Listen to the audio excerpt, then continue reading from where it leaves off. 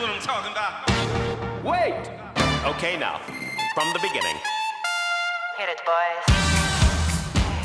Welcome to The Culture Code, a 5-episode pulse check series where leadership, multicultural marketing, and technology collide. I'm your host, Christian Ponce, and for the past 25 years, I've dedicated my career to marketing communications and public relations with a focus on inclusive and multicultural marketing. As I often say, marketing is my passion, but multicultural marketing is my calling. We'll explore how higher education institutions can better connect with diverse and multicultural audiences, leverage technology, and implement best-in-class outreach marketing practices to advance your brand's mission. Each episode explores different aspects of the marketing mainstream. Experts, leaders, and practitioners share valuable insights and practical advice on creating culturally relevant campaigns to help your institution stand out from the sea of sameness. So buckle up as we soar to new heights and reach incredible marketing destinations. This is Culture Code. Sean bienvenidos. Let's get into the episode.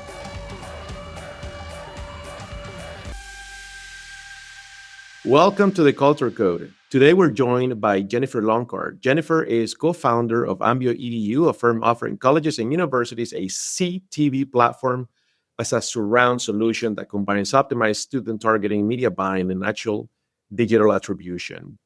Jennifer Lonchar brings almost 2 decades of expertise in higher education, having worked in various roles focusing on strategic enrollment and marketing. For over 13 years, she worked for Carnegie, a premier marketing firm, and was instrumental in bringing digital marketing to higher education. Her deep understanding of the challenges and opportunities within the sector has made her a sought-after leader in developing innovative solutions for enrollment and student engagement. Driven by a passion for enhancing the student experience and optimizing recruitment strategies, Jennifer co-founded AmbioEDU. This venture reflects her commitment to transforming higher education marketing through advanced technologies, including performance TV and integrated digital solutions. AmbioEDU, under her leadership, harnesses cutting-edge tools to help universities connect with prospective students more effectively and efficiently, setting new standards in the field. Jennifer, welcome to the episode. How are you? Thank you. Thanks for having me. I am doing great. It's Friday and it's Easter weekend. So, it's been like the longest week ever. So I'm happy that we've made it to Friday.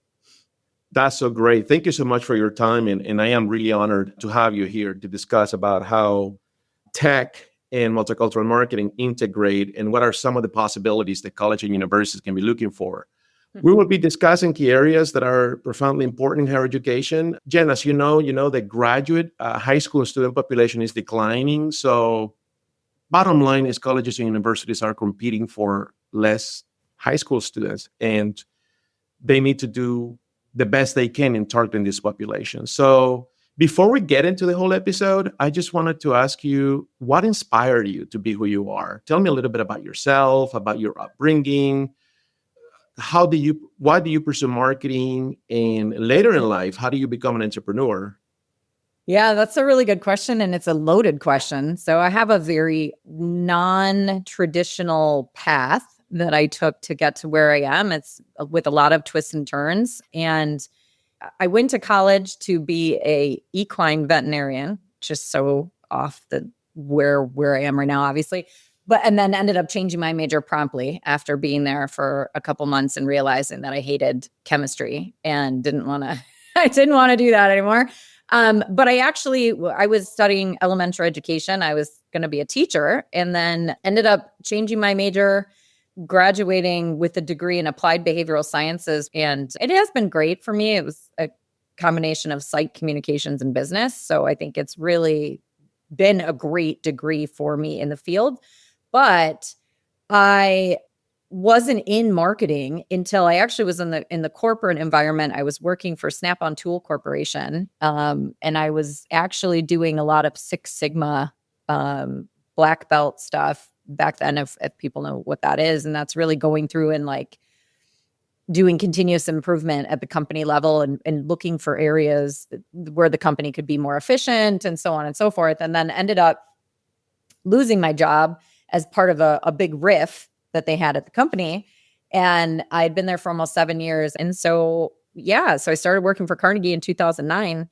And in 2010, it's funny that you mentioned the whole 2000 thing and digital marketing and that higher ed, we're so far behind the curve with everything that in 2010, nobody was doing digital marketing in higher education. It took up until 2010 for us to even talk about it in higher ed. And then that starts the whole trajectory of marketing and digital marketing and all of that in higher ed. But that's my weird twisted path of how I ended up in marketing in higher education and all of that. Well, thank you. And I think that's really interesting and good to know, because I think at the end of the day, most of us have paths that take us in different directions to get to where we are. So that's a good thing to take in consideration when we're talking to when young people ask us where we are here. Before I get into the marketing, I want to read a quote because I think it's fascinating. As part of my episodes, I always try to bring something or read a quote or whatever. So today I want to talk about the quote from a famous man, John Wanamaker. He said, "Half the money I spend on advertising is wasted. The trouble is, I don't know which half." So John Wanamaker was highly successful American merchandiser. And long story short, he's the one who founded and invented the concept of department stores. And his story eventually became Macy's. So personally, I'm so happy that we're not in the 19th century. And now we don't have to spend 50% of our budget not knowing where it's going. But tell me a little bit about what do you see in higher ed right now in terms of what some of the colleges need to be thinking or need to watch for, particularly those small private colleges that are struggling with decreased enrollment. Can investing in marketing tech help? And if so, how? Well, you and I both know that's also a loaded question, right? In terms of like what problems, what are we seeing, what opportunities are out there? And I think we're at such a pivotal moment in higher education and also a tumultuous time to be in higher ed, because there are a lot of issues and opportunities that are converging all at once. And I think that if you talk to anybody who's in a leadership role right now at a university, everybody is at their wits' end and stressed, and doesn't matter what role you're in, if it's enrollment, if it's marketing, we have so many things we have to think about. And obviously we have those issues that are all quantifiable, right? We have the enrollment cliff that's already here. It's not like it's coming anymore. It's here. We're faced with it. But those we've been preparing for, we know those numbers. We know what we need to do there.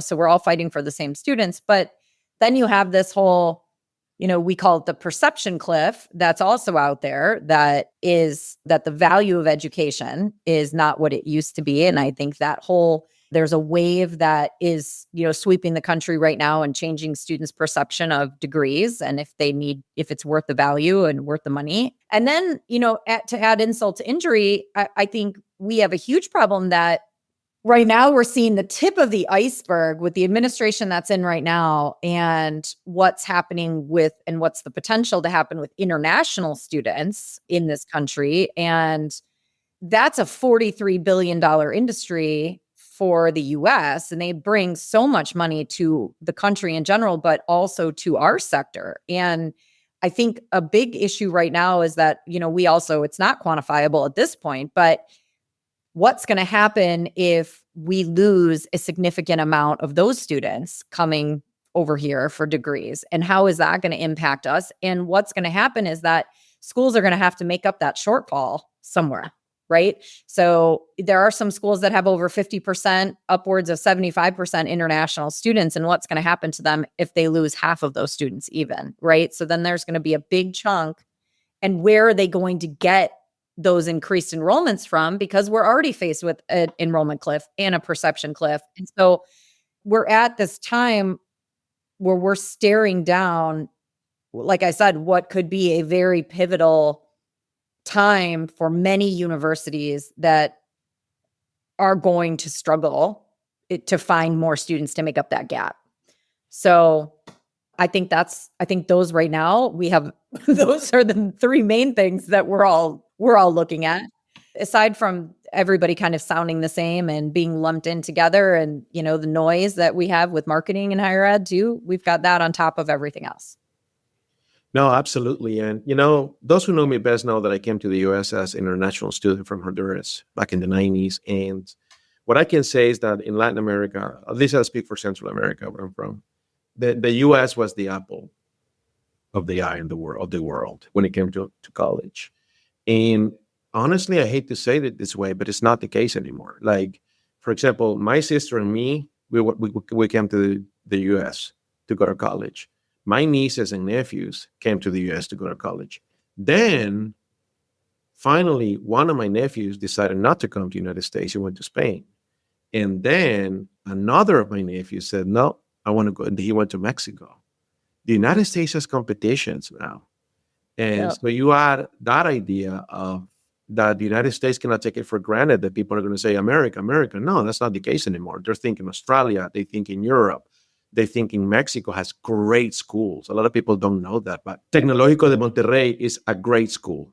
So we need to be thinking about that the world is changing. And I think the context is changing. So as colleges, we I think need to do a good job making people feel wanted and welcome. Oh, 100%. And we had this challenge that what you just said is something that has been also coming over the last couple of years we do have a lot of competition. And there was a time period there on the international side of things that you're right. The US was the premier place to go for studying. And we have seen competition increase overseas, and students have more and more choices now to go to different schools. And so we've already had that challenge to face with. Now we have an administration in here that has openly said, we don't want you. If you are from another country, like, we don't want you, and we're going to make it really hard for you to study here. And so if you're an international student, I mean, and you're a parent who's fully vested in your international student's education, right? Are you going to say, yes, I think you should go to this country that has openly said they don't want you there and they're going to make your life really hard? Or look at all these other options that you have that now are just as good, if not better, in some way, shape, or form. So definitely are staring down the barrel here in the United States. And we have a serious opportunity in front of us. I don't like to say negative. I don't like to say that we have a problem. I like to say that any problem can be an opportunity, right? So we do have an opportunity. But in terms of when you look at that from a marketing standpoint, so you're a marketer, I'm a marketer. When you look at that from a marketing standpoint, okay, how do we turn lemons into lemonade? Well, schools are going to have to increase their marketing and find new and different ways to do things here in the US, because they're going to have to shore up that shortage that they're going to have from the international side of things, because it is just going to happen. It's inevitable at this point. Absolutely. And I think when you mention about having an opportunity, I think the opportunity that universities and colleges in America have when it comes to international students, but also domestic students, is that you need to have a clear value proposition in your marketing.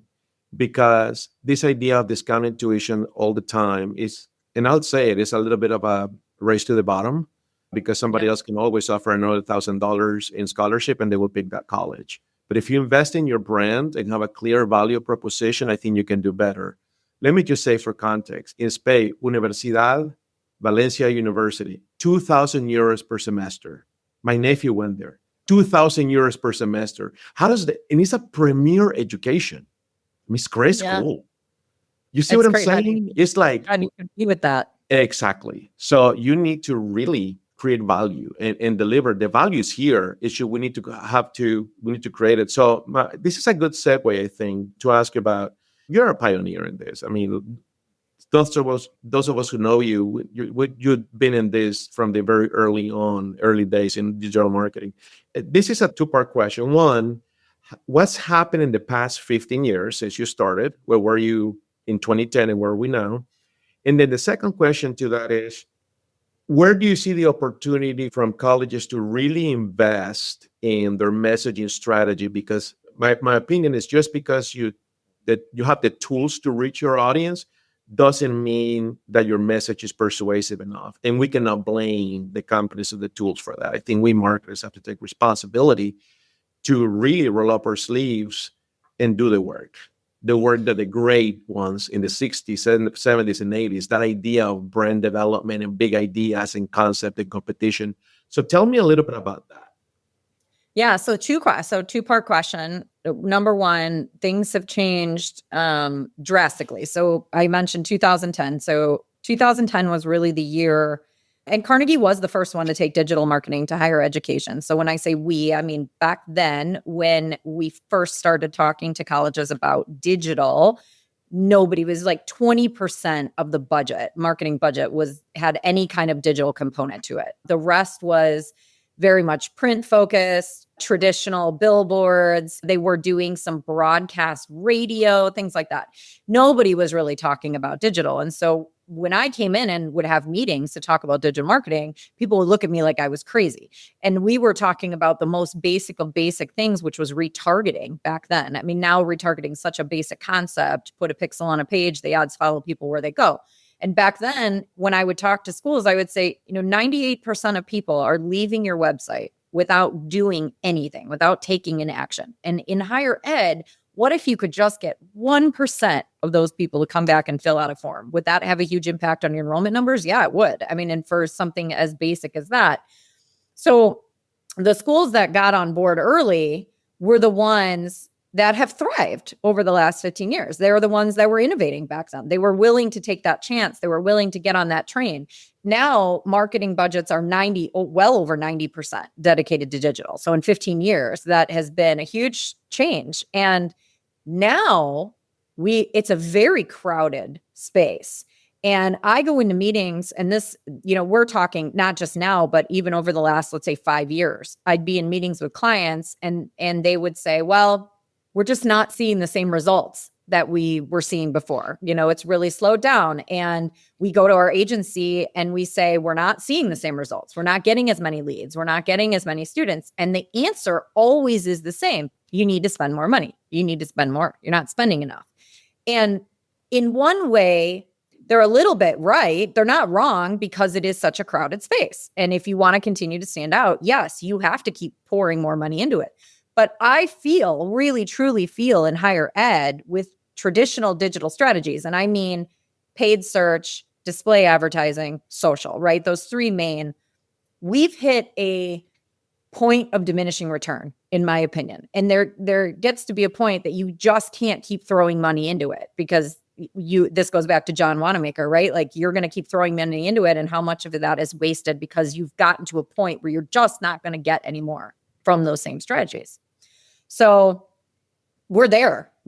It's very noisy. This generation has grown up with noise surrounding them from the time they were born. They've learned to very much filter that out. They look past display ads and plain social ads. And if you ask universities, so then this kind of takes me into the next question that you asked me is, what are we doing to combat some of these things? And what are universities doing? I think the answer to that is that as we can't get out of our own way sometimes. I think we make things a lot harder than they need to be. I think there are reasons for that, obviously, like bureaucratic reasons, political reasons on the back end. I do feel like a lot of good marketing dies from death by committee. I think that there's a lot of really good, strong marketers out there and a lot of schools that are doing the right thing, or they have the intention to do the right thing. And they take something that sounds new and fresh and different as an idea over here. And then it goes through the hands of 20 different people. And by the time it gets back to the beginning, it sounds the same as everybody else again. 100%. Because everyone is afraid to be that first one to step out of line and to do something fresh and to do something different. And we have to. You have to. At this point, that's the answer. And so for me at Ambio, one of the things that I tell schools, and I may have said this to you working, is that, we have a solution that gives schools the opportunity for the first time ever where they're actually invited into the living room. You are getting into the living room of the student, of the family, in front of the decision makers.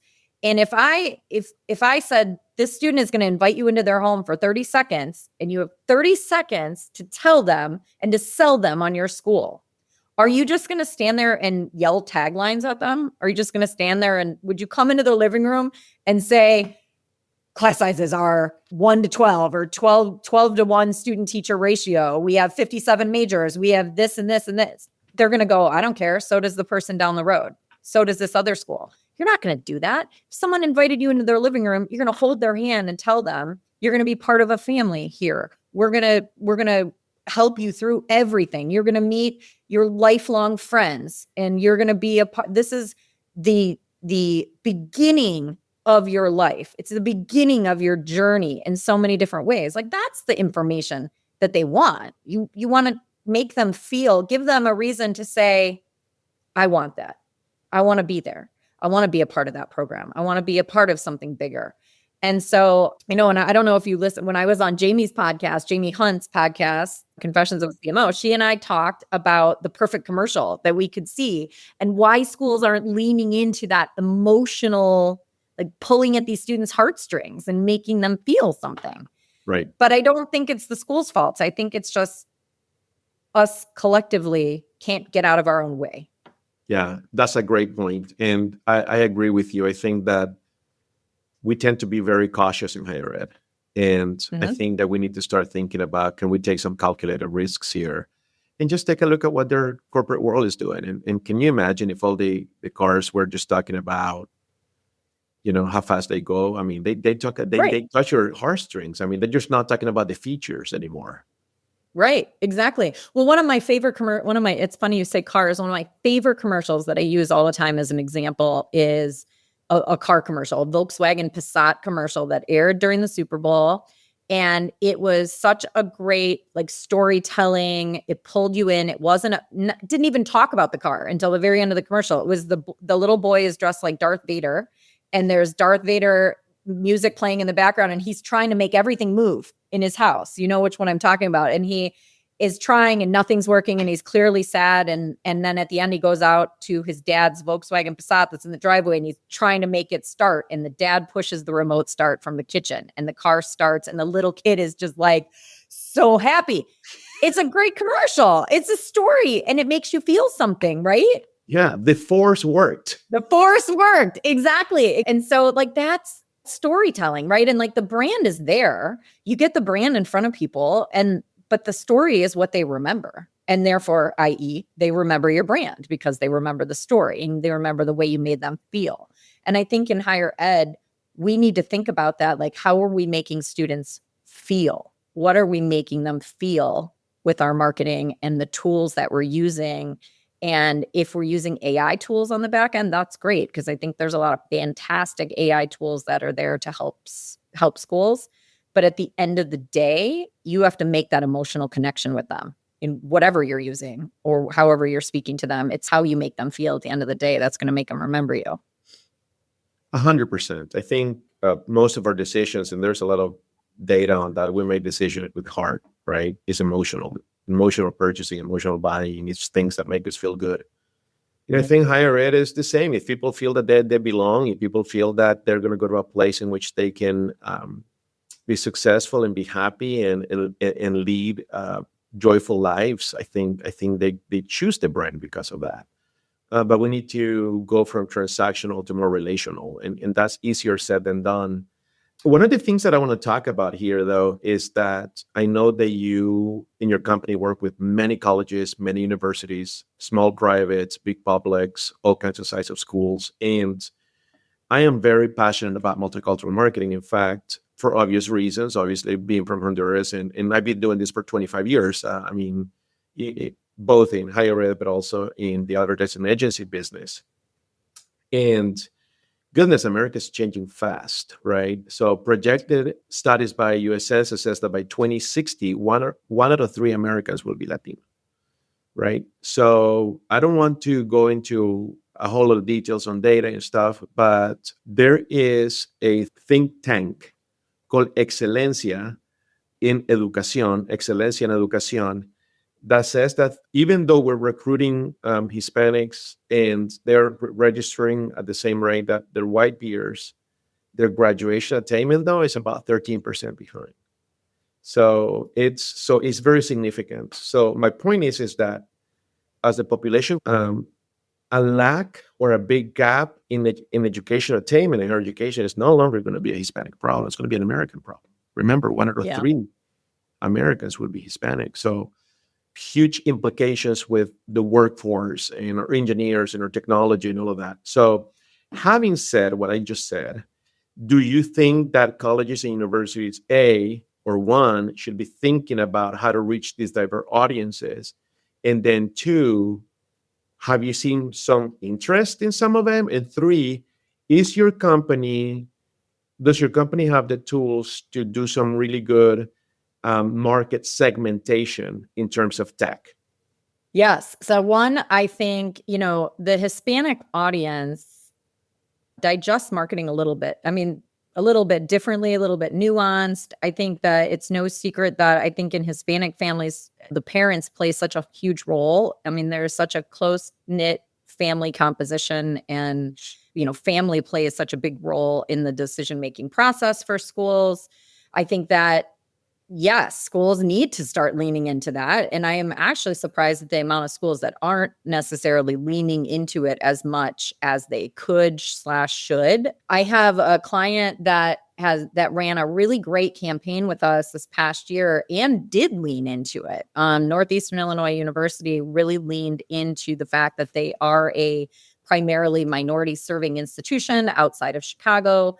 They are a big public institution, but they don't have sports teams necessarily. They don't have a big football team. They do have sports, but they don't have a big football team to draw interest. They don't have a big, research hospital that they're attached to or anything like that. But they do have some very clear-cut value propositions that make them really a great choice for kind of the, I guess, not necessarily like the non-traditional student, but the student that might not be take that straight linear path, things like that. But they also have a very high Hispanic population. And so they said, we really want to kind of lean into this, and let's do some commercials reaching these particular households in Spanish. Let's do not only just an English version of our streaming commercial, but let's have a version. It's exactly the same, only let's have it in Spanish specifically. And so let's target this population. Let's go to high school. Let's reach high school students or high schools that have a high population of Hispanic students. Let's get into Hispanic households, and let's really put that message out there that you'll be a part of something bigger. You'll be part of a family here. They had incredible results with their campaign. They had not met their enrollment goals, Christian, in 15 years at this institution. And for the first time in 15 years, they not only met their enrollment goals, they overshot their enrollment goals by 4.2%, which for them was such a win. And they're already up in applications midway through the year, which is great. That's amazing. It is. And I'm so happy that they are embracing this. I've heard other schools that have talked about it, but nobody really pulls the trigger on it. And I think when you look at how Hispanic students and families are also digesting information, is very clear that you should be doing ads and marketing in Spanish and English. Absolutely. It is what it is. It is what it is. And right, people can fight it and say, no, we're going to do it all in English, or you can embrace it and lean into it and win those students, which is enrollment, right? And win their parents. Win their parents. I go back to the presentation that you and Anna did at AMA about the nuances behind marketing in Spanish as well. So it's not just like you can say, we're just going to do it in Spanish and that's it. Like there are cultural nuances that you also have to look into there. So having someone, I think, on your staff that is also familiar with that and speaks Spanish, but that also understands the cultural differences between someone from Puerto Rico versus someone from Central America versus someone from South America, right? Or someone from Spain, like how the way that they speak English, even the cultural nuances within the United States, the different pockets of Spanish speaking families, and that you can't say the same thing in the same way to everybody. So we do have the power to segment in a very big way. So if you think about like marketing to Puerto Rican homes versus marketing to students like Brazilian populations in Massachusetts, there's pockets of Brazilian families and things like that. And so knowing what to say to those students in those different areas is a huge thing that people don't look at too. And think about the competitive advantage that your brand, your university would have if you reach out to the Portuguese-speaking parents or the Spanish-speaking parents. And when they, culturally speaking, are such huge influencers, not only about what college the kids goes to, even if their kid gets to go to college at all. At all. So Yeah. we have to be advocates and we have to be marketers. And what better way to do it than creating understanding by having culturally competent campaigns that reach out to them. This is awesome. I have a last question for you because I think it's important. And so talk to me about Ambio and what the possibilities are. We're talking about different technologies. I've heard about something. I worked with you, and I know exactly how your company works and the great results that it brings to the table. My question is surround advertising. You talked about surround marketing. What does that mean? And give me a context and explain what does that mean. Yeah, so Ambio actually means to surround. It's like ambient noise. Ambio means to surround. So we are the only company that's really fully embracing streaming for universities. And that is, when you look at the studies that are done, video is king right now in terms of what these students are doing. Any students, adults as well. So non-students too. We're all consuming streaming media on a daily basis. We're streaming Spotify, we're streaming Pandora, we're watching Hulu, we're watching Amazon. We're constantly doing all of these things, and universities have not necessarily fully embraced that yet, and it's no fault of their own, but up until now there really hasn't been a good way to measure the effectiveness of it, and it's also a very fragmented market. So being immersed in digital marketing for the last 15 years, I understand that there is no, and there never is going to be a silver bullet to solve all of our problems in higher ed, that we're going to be able to implement one thing and it's going to go out and get all these students for us. However, Right. I think if you find a way to be able to holistically run campaigns, and that's why I say Ambio, because we are streaming. Yes, we embrace streaming. We hit the market with performance television. So we're getting into students on a very, very highly targeted, very niche way. So we can segment audiences, we can get into the household, we can do all these different things. But then we're measuring it all the way through to enrollment. So we're able to say, someone sees your commercial on TV, we know what they do afterwards. They go to these different pages on your website. And then at the end of the day, we can actually match back enrolled students to say, how many of those enrolled students did we not only expose to commercials, but we know they were exposed and they went to your website and took some kind of an action. That's what we're doing.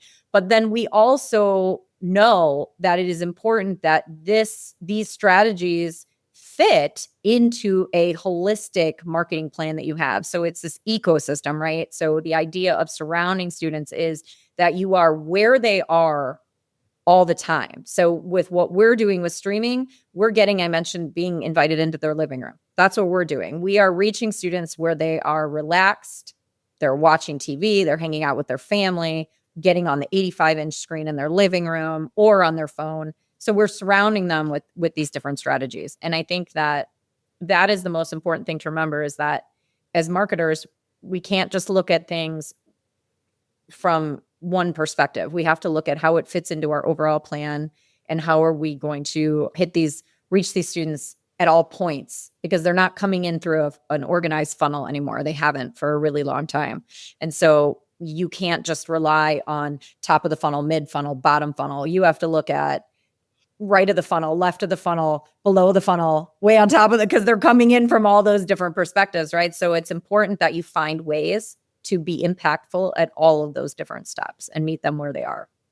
No, absolutely. And I think that we have to, when it comes to multicultural marketing, specifically Hispanic marketing, we know that the consuming behaviors of media are different, right? If I'm a Spanish-speaking parent, immigrant, I'm going to be watching Telemundo.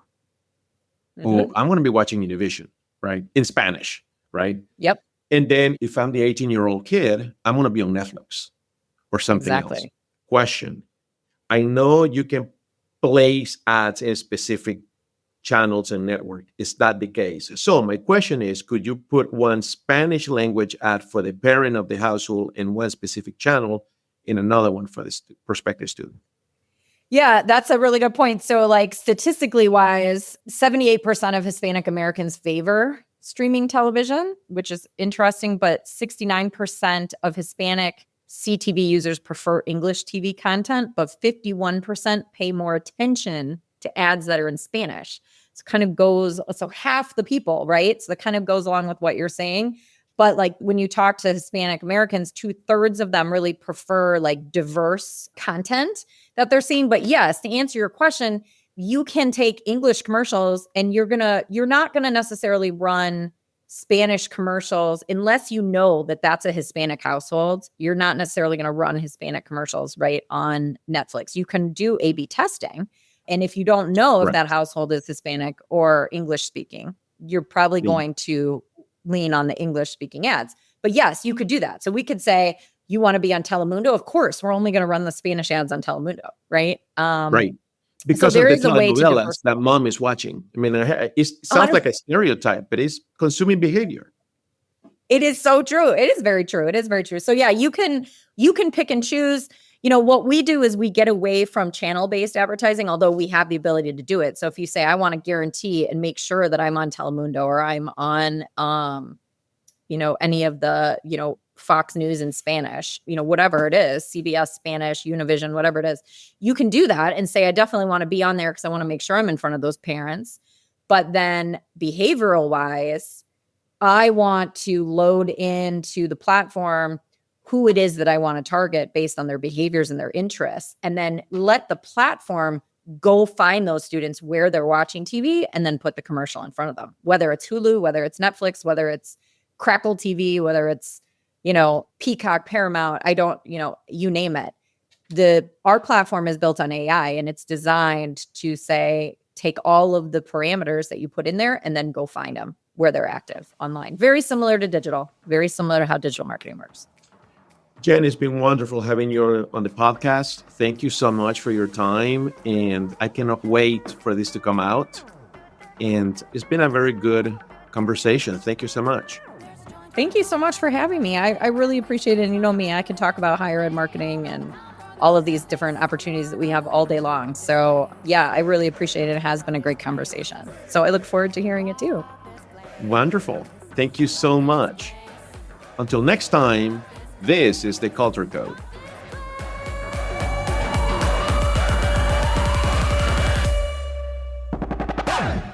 The Higher Ed Pulse is part of the Enrollify podcast network. If you like this podcast, chances are you'll like other Enrollify shows too. Our podcast network is growing by the month, and we've got a plethora of marketing, enrollment, and higher ed technology shows that are jam-packed with stories, ideas, and frameworks, all designed to empower you to be a better higher ed professional. Our show helps higher ed marketers and admission pros find their next big idea and features a selection of the industry's best as your hosts. Learn from Brian Gross, Eddie Francis, Jenny Lee Fowler, and so many of your favorite leaders in higher ed.